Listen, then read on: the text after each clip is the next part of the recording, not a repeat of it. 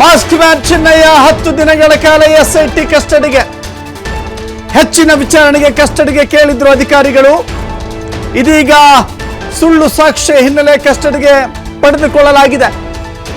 ಬೆಳ್ತಂಗಡಿ ಕೋರ್ಟ್ನಿಂದ 10 ದಿನದ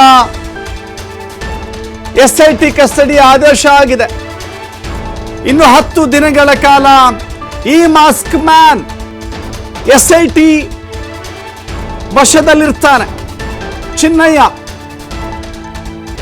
ಅಂತ ಹೇಳಿದ್ರೆ ಈತನೇ ಮಾಸ್ಕ್ ಮ್ಯಾನ್ ಆಗಿದ್ದ, ಅನಾಮಿಕ ದೂರುದಾರ ಆಗಿದ್ದ. ಕೆಲವರು ಇವನನ್ನ ಭೀಮಾ ಅಂತ ಕರೆದರು.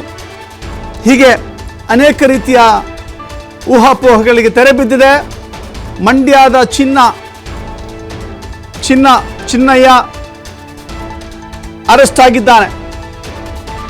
ಈತ ಇಷ್ಟು ದಿನಗಳ ಕಾಲ ಎಸ್ಐಟಿ ಜೊತೆಗಿದ್ರೂ ಕೂಡ ಕಸ್ಟಡಿಯಲ್ಲಿರಲಿಲ್ಲ, ಗಮನಿಸಬೇಕು.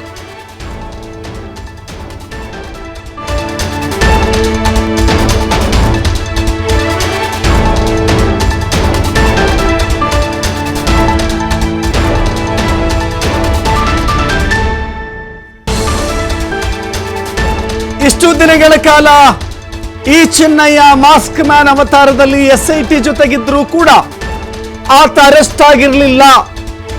ಬೆಳಿಗ್ಗೆ ಆತನನ್ನ ವಿಚಾರಣೆಗೆ ಕರೆದುಕೊಂಡು ಹೋಗಲಾಗ್ತಾ ಇತ್ತು, ಅಥವಾ ಜಾಗದ ಅಗೆಯುವ ಕೆಲಸಕ್ಕೆ ಆತ ತೋರಿಸಿದ ಜಾಗಗಳಿಗೆ ಕರೆದುಕೊಂಡು ಹೋಗಲಾಗ್ತಾ ಇತ್ತು. ಆತನನ್ನ ಸಂಜೆ ವೇಳೆಗೆ ಬಿಟ್ಟು ಕಳಿಸಲಾಗ್ತಾ ಇತ್ತು. ಬೆಳಿಗ್ಗೆ ಕರ್ಕೊಂಡು ಬರೋದು, ಸಾಯಂಕಾಲ ಬಿಡೋದು. ಇಲ್ಲಿಯವರೆಗೂ ಕೂಡ ಆತನನ್ನ ಕಸ್ಟಡಿಗೆ ತೆಗೆದುಕೊಂಡಿರಲಿಲ್ಲ. ಅನೇಕ ಗಂಟೆಗಳ ವಿಚಾರಣೆಯ ಬಳಿಕ ಈತನನ್ನ ಕಸ್ಟಡಿಗೆ ತೆಗೆದುಕೊಳ್ಳಬೇಕು ಅಂತ ಹೇಳಿ ಎಸ್ಐಟಿ ಅಧಿಕಾರಿಗಳು ಅರೆಸ್ಟ್ ಮಾಡಿದರು.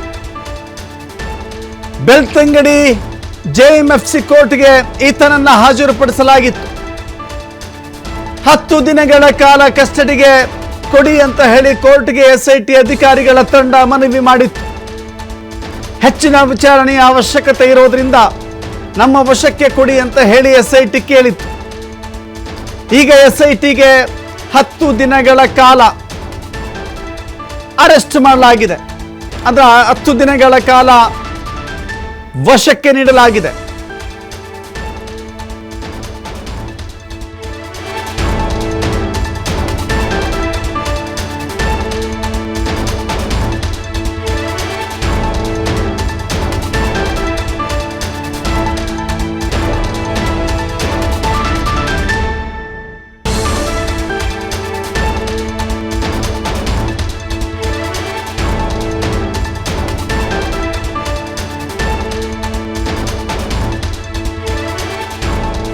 ಚಿನ್ನಯ್ಯ ಅರೆಸ್ಟ್ ಆಗಿದ್ದಾನೆ ಕೊನೆಗೂ ಕೂಡ. ಈಗ ಆತನ ವಿಚಾರಣೆ ಮೇಲೆ ಏನೆಲ್ಲ ಸತ್ಯಾಂಶಗಳು ಆಚೆ ಬರುತ್ತೆ ನೋಡಬೇಕಾಗಿದೆ. ಯಾರು ಇದನ್ನ ರೆಡಿ ಮಾಡಿದ್ರು, ಸ್ಕ್ರಿಪ್ಟ್ ಯಾರು ಮಾಡಿದ್ರು, ಡೈಲಾಗ್ಸ್ಗಳನ್ನು ಯಾರು ಬರೆದು ಕೊಟ್ರು, ಕತೆ, ಚಿತ್ರಕಥೆ, ಸಂಭಾಷಣೆ, ನಿರ್ದೇಶನ,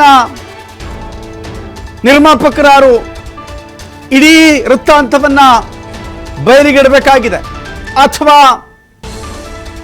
ಈಗಲೂ ಕೂಡ ಈ ಚಿನ್ನಯ್ಯ ಸತ್ಯವನ್ನೇ ಹೇಳ್ತಾನ?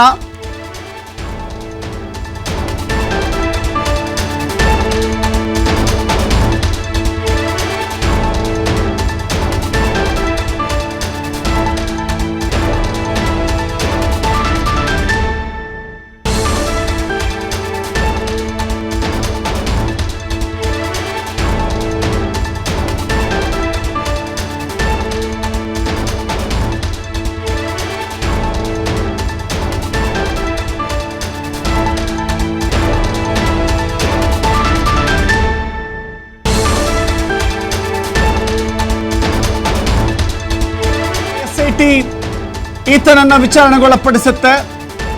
10 ದಿನಗಳ ನಿರಂತರ ವಿಚಾರಣೆ ವೇಳೆ ಅನೇಕ ಸತ್ಯಾಂಶಗಳು ಹೊರಬರುವಂತ ಸಾಧ್ಯತೆಗಳಿದ್ದಾವೆ. ಈತ 10 ದಿನಗಳ ಕಾಲ ವಿಚಾರಣೆ ವೇಳೆ ಏನೆಲ್ಲ ಬಾಯ್ಬಿಡ್ತಾನೆ, ಅಸಲಿಯತ್ತೇನು, ಈತನನ್ನ ಇಲ್ಲಿಗೆ ಬರುವಂತೆ ಮಾಡಿದಂಥವ್ರು ಯಾರು, ಯಾರ ಮಾತು ಕೇಳಿಕೊಂಡು ಆತ ಮಾಸ್ಕ್ ಮ್ಯಾನ್ ಅವತಾರವನ್ನು ತಾಳ್ದ, ಅನಾಮಿಕ ದೂರುದಾರ ಅಂತ ಪ್ರತ್ಯಕ್ಷ ಆದ, ಅದೆಲ್ಲವೂ ಕೂಡ ಬಯಲಿಗೆ ಬರುವಂತ ಸಂದರ್ಭ ಒದಗಿ ಬಂದಿದೆ ಅಂತ ಕಾಣಿಸುತ್ತೆ.